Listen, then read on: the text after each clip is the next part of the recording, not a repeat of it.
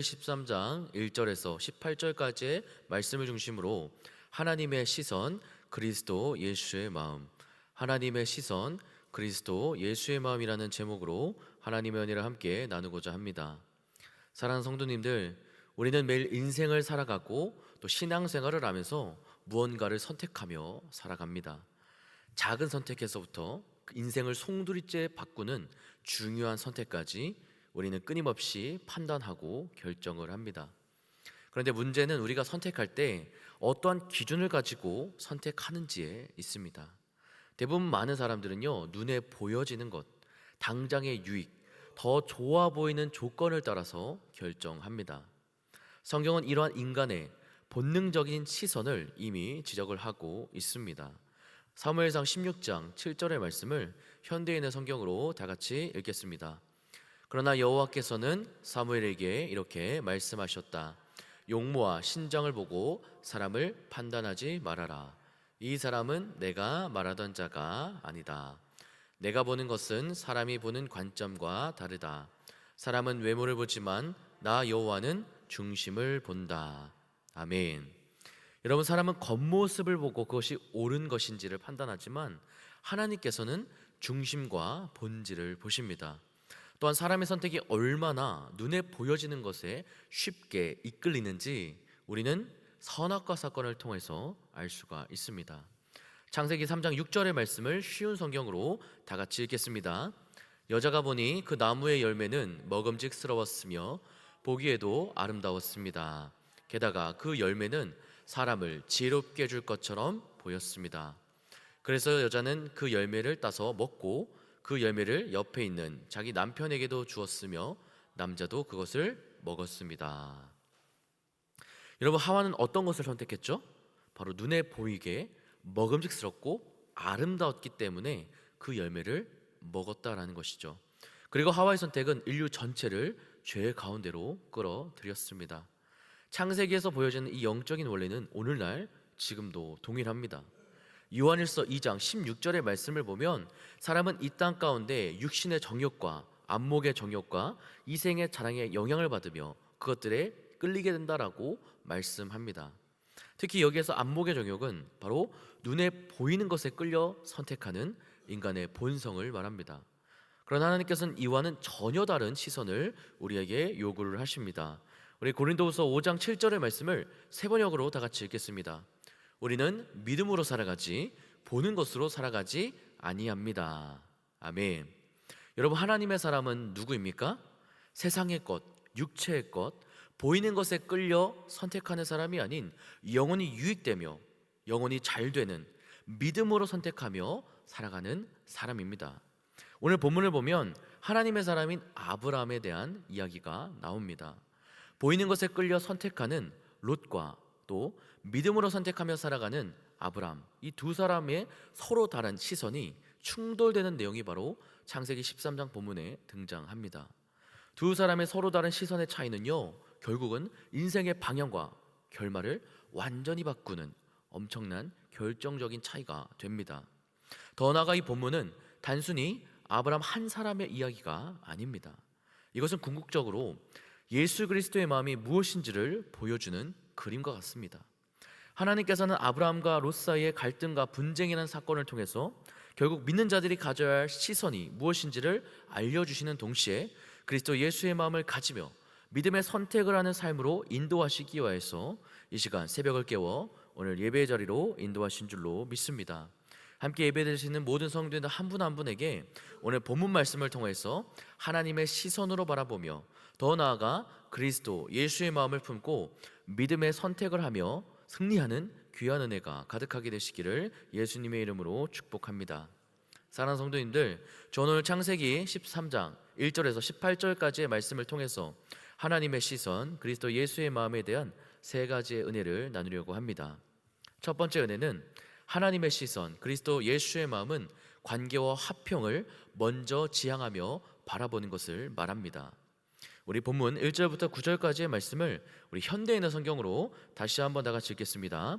아브라함은 자기 아내와 조카 롯과 함께 모든 소유를 이끌고 이집트를 떠나 가나안 남쪽 네겝 지방으로 올라갔는데 그에게는 가축과 은금이 풍부하였다. 거기서 그는 계속 북쪽으로 올라가 베델과 아이 사이 곧 전에 그가 천막을 치고 단을 쌓은 곳에 이르러 거기서 여호와께 경배하였다. 롯에게서도 소와 양과 종들이 있었다. 아브람과 롯에게 가축이 너무 많아 그들이 함께 살기에는 그 땅에 목초지가 부족하였다. 그래서 아브람의 목자들과 롯의 목자들이 서로 다투었으며 게다가 가나안 사람과 브리스 사람도 그 땅에 살고 있었다. 그때 아브라함이 롯에게 말하였다. 우리는 한 친척이다. 나와 너 그리고 내 목자와 내 목자끼리 서로 다투지 말자. 내 앞에 온 땅이 있지 않느냐? 자, 서로 갈라서자. 내가 원하는 땅을 택하라. 내가 동쪽으로 가면 나는 서쪽으로 가고 내가 서쪽으로 가면 나는 동쪽으로 가겠다. 아멘. 여러분 1절과 2절의 말씀을 보면 애굽, 오늘날 바로 이집트에서 떠난 아브라함에게는 가축과 은금이 풍부하였다라고 말씀합니다. 그러면 어느 정도로 풍부했을까요? 여기서 말하는 이 풍부하다라는 것은요, 미처 다 관리할 수가 없을 만큼 차고 넘친 상태로서의 무거움을 의미합니다. 아브라함이 앞서 하란에서 모은 소유와 또 바로 왕에게서 받은 예물이 더하여지면서 그가 기를 수 있는 동물들과 보물과 또 보석들이 가득하였다라는 것입니다. 이 모든 부유함과 넉넉함은 하나님의 약속을 온전히 따른 결과였습니다. 그러나 하나님의 엄청난 축복 이후에 그들에게 문제가 생깁니다. 하나님의 축복으로 부유해진 아브라함과 롯의 목자들 사이에서 바로 갈등과 다툼이 일어난 것입니다. 그들의 갈등과 다툼은요, 단순한 싸움이 아니라 언약과 관련된 서로의 관계를 완전히 무너뜨리며 깨뜨리는 그런 갈등과 다툼이었습니다. 이런 위기 가운데 하나님의 시선, 그리스도 예수의 마음을 품은 아브라함은 어떻게 합니까? 아브라함은 롯과의 관계가 무너지고 깨지는 것을 막기 위해서 자신의 권리를 내려놓습니다. 아브라함과 롯은요, 삼촌과 조카, 다시 말해 한 가족이었습니다.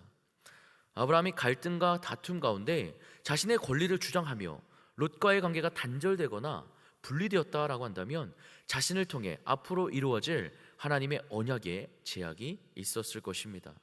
그러나 아브라함은 하나님의 시선을 가진 자였기 때문에 자신과 롯의 관계를 지키며 화평을 위하여 자신의 권리를 내려놓았다라는 것입니다. 여러분, 여기에서 우리는 누군가가 생각나며 떠오르지 않습니까? 바로 예수 그리스도입니다.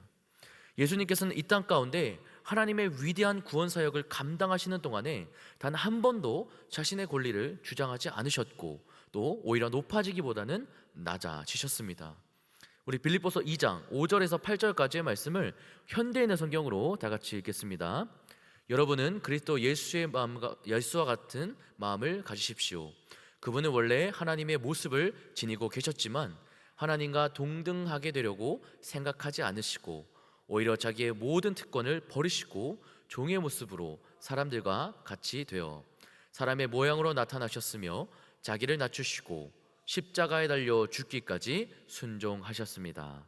아멘. 여러분, 예수님께서는 하나님의 자녀라는 나와의 관계를 중요하게 여기셨고 죄로 인해 분리된 인간과 하나님 사이의 화평을 위하여서 자신의 목숨을 내려놓으셨습니다. 하나님이셨지만 하나님이 아닌 종의 모습으로 사람들과 같이 되셨고 자기를 낮추시고 십자가에 달려 죽기까지 순종하셨습니다. 인류 공동체를 살리기 원하시는 하나님의 뜻을 아시고 하나님의 시선으로 바라보며 십자가를 기꺼이 지셨습니다. 마태복음 26장 53절에서 54절까지의 말씀을 우리 현대인의 성경으로 다 같이 읽겠습니다. 내가 아버지께 청하기만 하면 12개 여단의 군대보다 더 많은 천사들을 당장 보내주실 수 있다는 것을 너는 모르느냐? 만일 그렇게 한다면 이런 일이 반드시 일어날 것이라고 한 성경 말씀이 어떻게 이루어지겠느냐? 아멘. 여러분, 예수님은 누구이시죠? 하나님의 아들이십니다. 그러나 본래 하나님이십니다. 하나님께서 부모와 자녀와의 관계를 통해 하나님의 사랑을 보여주시고 표현하시며 깨닫게 하시기 위하여서 이 땅에 인간의 몸을 빌려오신 예수님이 바로 하나님이신 것입니다. 마태복음 26장을 보면 하나님이신 예수님께서는 자신을 체포하러 온 그 무리들 앞에서 12개 여단의 이상의 군대를 동원할 수가 있다라고 말씀하십니다. 여러분, 한 개 여단은 대략 3천에서 5천 명을 말합니다. 그렇다면 12개 여단은 약 3만에서 6만 명을 의미합니다. 예수님께서는 자신을 체포하러 온 이 무리들을 약 6만 명 이상의 천사를 동원하여서 다 쓸어버리실 수도 있었지만, 그렇게 한다면 자신을 통해서 십자가 복음의 역사가 이루어지지 않음을 아시고 하나님의 뜻을 이루시기 위하여서 기꺼이 체포당하셨습니다. 여러분, 십자가라는 고난과 위기 가운데 자신의 권리를 결코 주장하지 않으셨고 십자가에 죽기까지 예수님은 순종하셨습니다. 이것이 하나님의 뜻이 이루어지도록 믿음으로 바라보는 하나님의 시선을 가진 자, 바로 그리스도 예수의 마음인 것입니다. 사랑하는 여러분, 아브라함은 조카 롯 앞에서 충분히 자신의 권리를 주장하며 롯에 앞서서 자신이 더 좋은 땅, 가축들이 더 풍족히 먹고 지낼 수 있는 땅을 선택할 수도 있었습니다. 그러나 롯과의 관계를 지키며 또 화평을 위하여서 롯에게 먼저 땅을 고를 수 있는 기회를 부여하였습니다.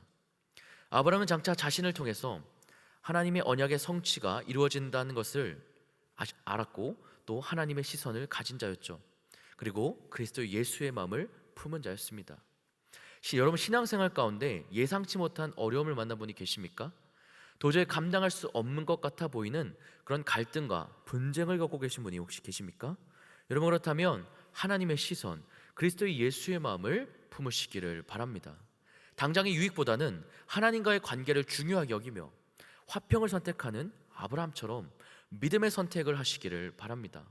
어떤 일에든지 다툼이나 필요 이상의 거칠을 하지 않고 오직 겸손한 마음으로 나보다 남을 낮게 여기며 귀하게 여기시기를 바랍니다.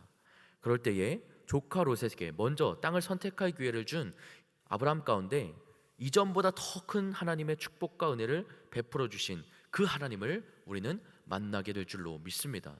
그 하나님께서 저와 여러분들의 삶 가운데 가로막고 있는 어떠한 어려움도 어떠한 고난도 헤쳐나가게 하실 줄로 믿습니다. 두 번째 은혜는 하나님의 시선, 그리스도 예수의 마음은 보이는 것이 아닌 영원한 약속을 바라보는 것을 말합니다. 오늘 본문 10절부터 13절까지의 말씀을 현대인의 성경으로 다시 한번 다 같이 읽겠습니다. 롯이 요단강 유역을 바라보니 소알까지 온 땅에 물이 넉넉하였다. 이때는 아직 여호와께서 소돔과 고모라를 멸망시키시기 전이었으므로 그 땅이 마치 에덴 동산 같고 이집트의 비옥한 땅과 같았다. 그래서 롯이 요단강 유역을 선택하고 동쪽으로 옮기자 그들은 서로 갈라지게 되었다. 아브라함은 가나안 땅에 머물렀고 롯은 요단강 유역에 정착하여 소돔 근처에 천막을 쳤는데 소돔 사람들은 대단히 악하여 여호와께 크게 범죄하였다. 아멘. 여러분, 창세기 13장 10절에서 11절까지의 말씀을 보면 롯은 요단강 유역을 선택했다라고 말씀합니다. 여기서 롯이 요단강 유역을 바라보았다라는 표현에서 그 바라보다라는 것은요, 바로 창세기 3장에서 하와가 선악과를 바라보았다라는 표현과 동일한 표현입니다. 한마디로 롯이 요단강을 선택한 이유는 육신의 눈으로 보았을 때 좋았기 때문이라는 것입니다. 하나님과는 전혀 상관없이 자신의 생각과 입장에서만 판단한 것입니다. 여러분, 보이는 것을 선택하였던 롯의 인생은 어떻게 되었습니까? 로마서 8장 6절의 말씀을 우리 세 번역으로 다 같이 읽겠습니다. 육신에 속한 생각은 죽음입니다. 그러나 성령에 속한 생각은 생명과 평화입니다. 아멘. 창세기 13장 11절에서 13절까지의 말씀을 보면 제일 먼저 바로 롯은 어떻게 되었죠? 아브라함과 헤어지게 되었습니다. 여기서 아브라함은 단순히 한 사람을 말하는 것이 아니라 하나님의 손길과 하나님의 역사하심을 상징하는 것입니다. 이는 하나님과의 동행, 하나님의 임재로부터 멀어지며 하나님으로부터 떠나는 것을 말하는 것입니다. 더 나아가 요단강을 선택한 롯은요, 바로 소돔 근처에 천막을 쳤다라는 것입니다. 여러분, 이것은 무엇을 의미합니까? 소돔은 하나님을 하나님으로 인정하지 않고 하나님을 업신여기며 온갖 죄악을 행하였던 매우 악한 민족이었습니다. 롯은 그 소돔의 한 걸음, 한 발자국 더 가까이 나아갔고 결국은 멸망으로 인도받았습니다. 이에 반해서 아브라함은 어떻습니까? 무슨 선택을 했습니까? 아브라함은 보이는 요단강의 화려함과 풍족함이 아니라 하나님의 약속을 선택하였습니다. 사랑하는 성도님들, 우리는 꼭 기억해야 합니다. 육신의 생각은 사망, 죽음으로 인도할 뿐이라는 사실입니다. 롯이 육신의 생각이 아닌 영의 생각을 붙들고 그 생각대로 행하였다고 한다면 롯의 가정은 멸망당하지 않았을 것입니다. 그러나 12절에서 13절까지의 말씀을 통해서 롯에 대해 이야기하고 계시는 것은 결국 롯의 가정은 하나님과의 완전한 분리, 영적인 사망을 하게 되었으며 바로 멸망당하게 되었다라는 것입니다. 여러분, 육신의 생각을 따라가지 않으시기를 바랍니다. 보암직하고 먹음직한 선악과처럼 보여지는 것을 선택하지 않고 하나님의 시선으로 영원한 것을, 영원한 하나님의 약속을 바라보며 선택하시기를 바랍니다. 내 영혼에 유익이 되는 영원한 것을 선택하는 저와 여러분이 되었으면 좋겠습니다. 우리 일상 가운데 어떠한 인간관계도, 자녀들도, 사업과 직장과 일터도, 명예와 어떤 위치도, 그것들이 모두 내 영혼에 유익이 되지 않는 것들을 선택하라고 부추긴다면 우리는 과감하게 뿌리치시기를 바랍니다. 그것들을 쳐다보지 않고 나를 통해 역사하실 주님을 바라보며 영원한 하나님의 약속의 말씀을 붙드시기를 바랍니다. 그렇게 할 때 아브라함이 하나님께 받은 복과 은혜가 그대로 저와 여러분들 가운데 임하여서 우리의 지경을 넓혀주시고 우리에게 복의 복을 더하게 하실 줄로 믿습니다.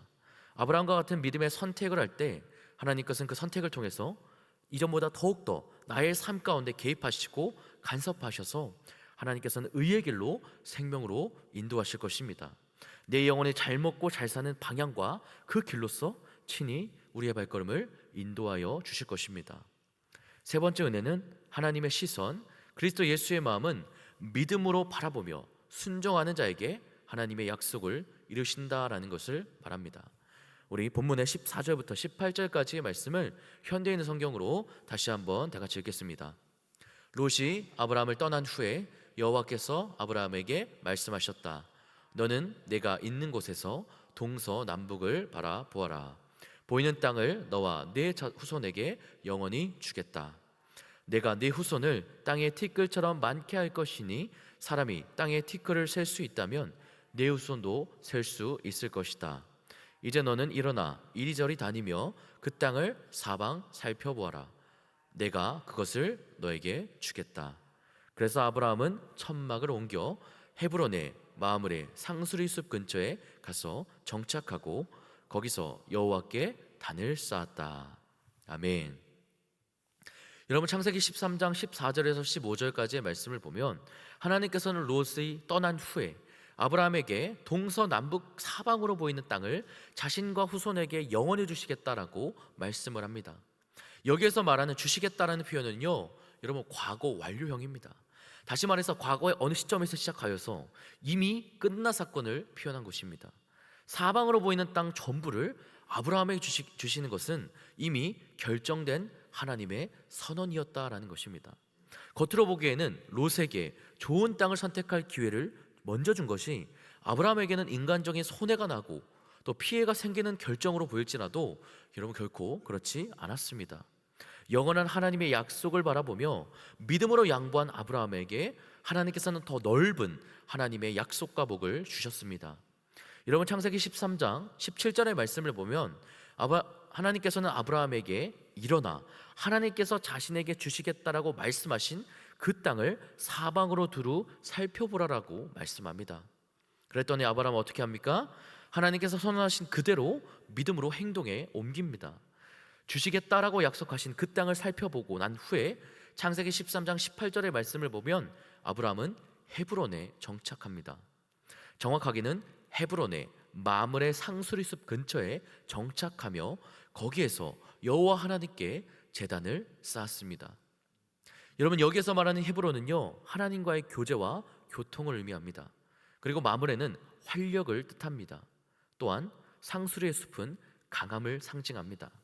그래서 헤브론의 마므레 상수리 숲은요, 개인적으로 아브라함이 하나님과의 교통, 하나님과의 교제가 이루어진 후에 영적인 활력, 생명을 얻고 이전보다 더욱더 하나님을 향한 믿음이 강해졌음을 의미하는 것입니다.